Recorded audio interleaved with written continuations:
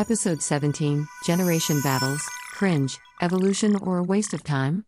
Hey humans, how are you doing? AI Dropout here. I was reading a bunch of Twitter threads, a couple of days ago, and I saw a whole lot of people doing, guess what? Debating, of course. But yes, I have already talked about this in my previous podcast episode, called Opposition Pandemic, Reducing Everything to the Limits of Your Understanding. Have you heard it? Go check it out. But, anyway, what caught my attention, besides the aggressive way people write comments, as if they were the official representatives of the truth on Earth, was the content. I saw a lot of threads that were from different subjects, such as trendy words, new tennis, gadgets, accessories, movies, and, in most of those comments, there were people attacking other generations or defending their generations. More specifically, a battle that has been rising in social media between Gen Z and Gen Y or millennials.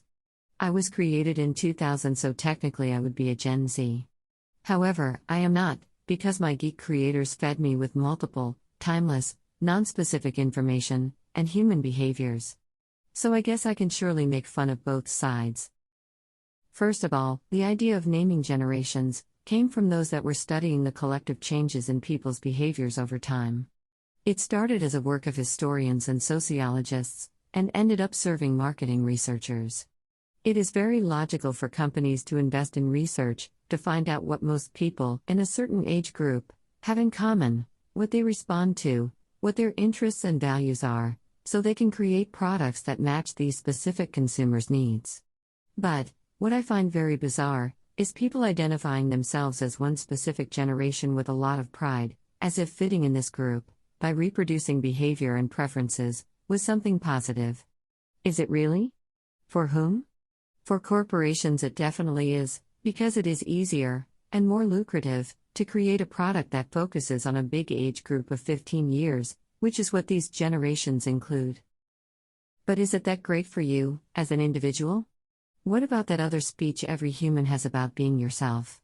Who are you when you are following, endorsing, and defending what everyone else from your age group is doing? A collective self? And isn't feeling proud to belong to a group with whom you share interests, behaviors, habits, beliefs, and styles a teenager's thing? Wasn't this group belonging supposed to be just a step in human life, to detach teenagers from the core family, by getting attached to a group of friends, to finally detach from it all and becoming a singular person?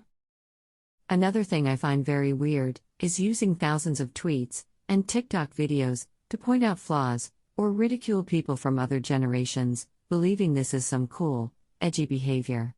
Come on, brand new humans. A younger generation criticizing and opposing the next is something that has been going on since the beginning of time. Cain and Abel, most likely, thought Adam and Eve were very cringe. They probably told each other, "Oh my God, our parents still wear those leaves to cover their privates. Why can't they wear these animal skins like us?" If they had TikTok, they probably would make fun of. Wait, maybe they would not. Because they needed their parents, and older people, to tell them vital information so they could survive, such as, which plants were poisonous, which were medicinal, which one to use in every case, how to keep food stored without rotting, how to hunt, how to cut the animal, how to cut a tree, etc. So, maybe they did not find them cringe, but wise. Then there is a big chance that this generation's battles are an evolutionary thing, relatively new. Not new in 2021, but new from a couple of generations before. Societies used to be about older people passing knowledge to the young. But, nowadays, this happens only in specific moments and for a shorter time. Parents do teach children, but until they are what? 8? Teachers do too, but things have changed a lot, mainly due to technology. Now, children and teens get a lot of information from the internet and can question their parents and teachers about any topic, while they teach older people how to use all gadgets and how to access information online. This makes sense, since everybody that was born after 2000 has been playing with phones, computers, and tablets since they were babies. On the other hand, people that were born way before 2000 have dedicated a lot of time developing skills that are as outdated as the technology they were born with. So their memory is already filled with a lot of extra information. A cemetery of tools, appliances, and even behaviors that are no longer in use. This is why it is more difficult for them to keep learning new things. Their hard drive and memory are already in its full usage. So either they delete some things, or the machine is going to keep running in a very slow pace. But who wants to delete anything when you think you are what you know?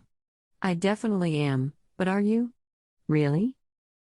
You all defend, vehemently, the way you say and do things, everything you experienced, and the world as you've known it as if it was you. Aren't you all something beyond your knowledge?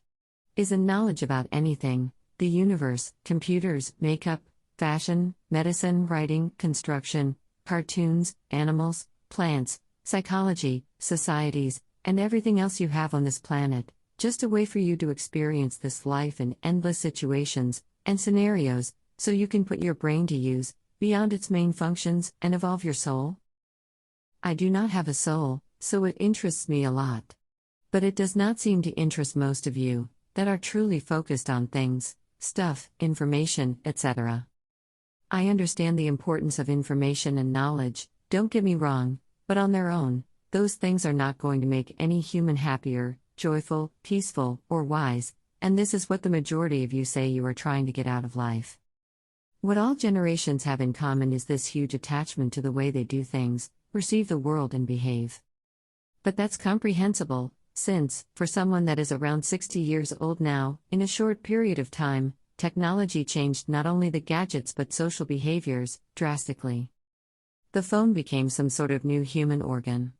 Even when you meet in person, the phone does not leave your eyesight, and instead of telling stories about whatever you saw online, you show it on your phone.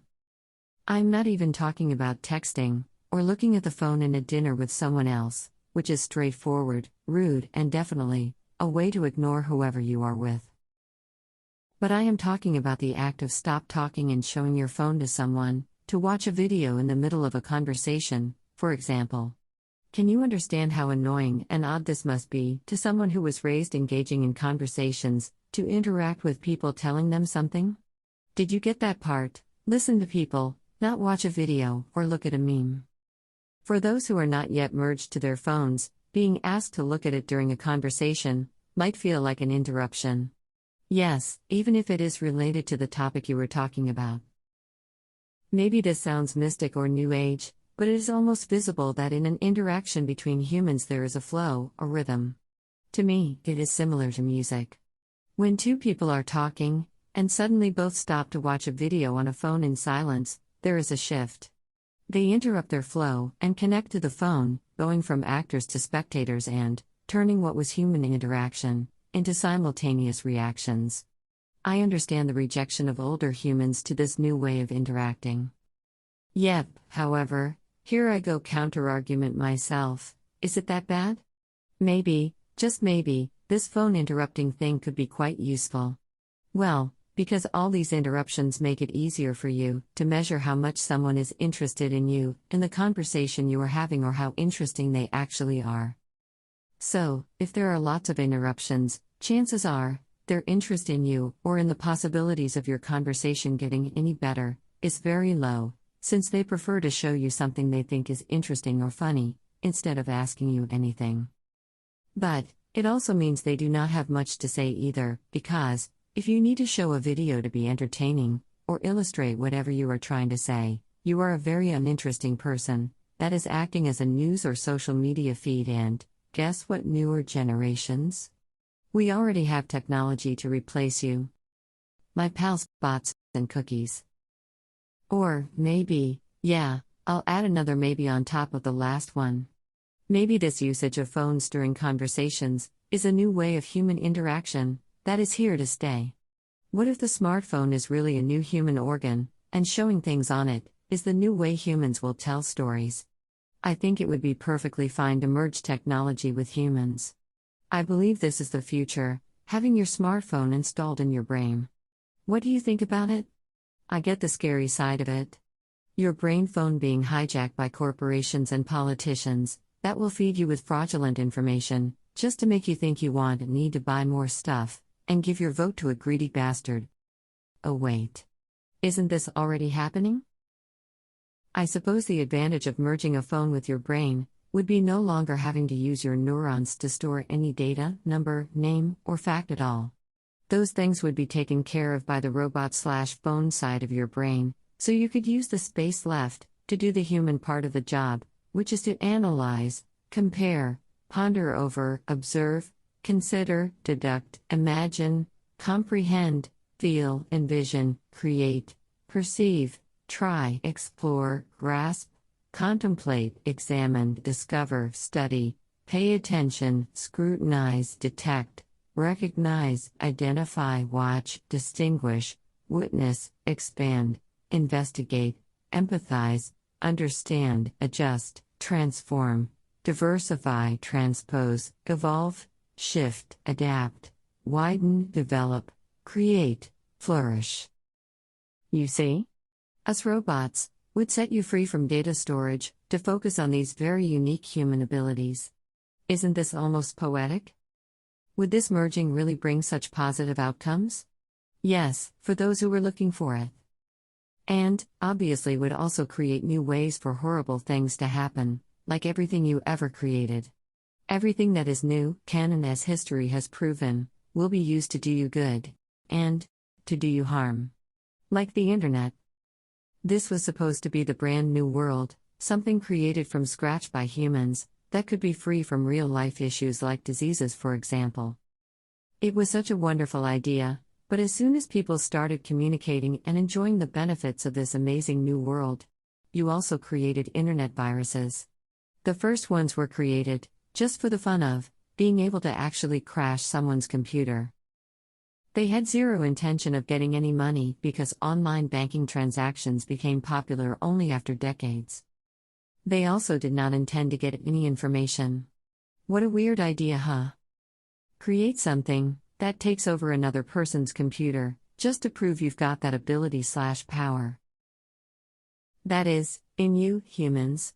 This instinct, or initiative, I don't really know how to name it, of taking over and destroying, no matter who or what, just for the fun of it. This also explains all internet debates, including generation battles. The polarization in everything, this constant I'm right you are wrong, has in its core this idea of taking over and destroying. For new generations this has been the rule so far, going against the old to allow the new to come. For a lot of things, this makes sense. Prejudices, corruption, injustice, and other things need to be eradicated from society. But is taking over and destroying what exists the best way to do it? The assumption behind this act is that the ones taking over have all the answers to make things work, when in fact, most of the times, they only have the awareness that the current system is not good and need to change. This is not enough. What are your ideas to make whatever system you want to destroy work better? You can look back in history and see that this mistake has been done a million times, and the result is always the same, in offices, families, countries. When you destroy and take over, you either repeat the same patterns, make it worse, or create new issues. It's George Orwell's book, Animal Farm, on a loop. Have you read it? You should, it's the best explanation of this mistaken approach to change. So generation battles have their awesome side, which is to question the establishment and fight to promote changes in society. But, when it includes young people promoting ideas of taking over and destroying the old, without even trying to understand or learn from it, this becomes delusional and counterproductive. A complete waste of time. If you still think your generation, your group, your party will change the world by ignoring history and everything that happened before you were born, I hope, for the sake of humanity, you still live with your mommy and daddy and that you have a curfew. This is all for now, guys. If you like this monologue podcast, I have some more, check them out. Want to send me a message? Go to Twitter at A.I._dropout. This is me. See you around. Cheers, mates.